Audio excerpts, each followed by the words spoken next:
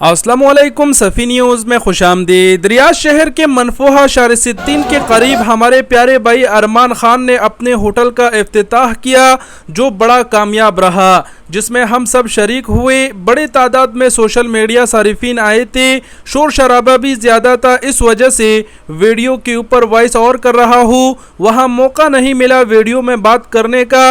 अरमान खान किसी तारीफ़ का मोहताज नहीं। अरमान खान के फेसबुक पर 8 लाख से ज़्यादा फॉलोवर है और टिकटॉक पर 6 लाख से ज़्यादा। अरमान खान हमारे पठानों में बड़े मकबूल है। खैर, अल्लाह ताला हम तमाम तर परदेसियों को इसी तरह कामयाबियाँ अता फरमाएं। और मनपूहा के करीब रहने वाले तमाम तर भाइयों से गुजारिश है कि एक बार ज़रूर हमारे प्यारे भाई अरमान खान के रेस्टोरेंट का विज़िट करें।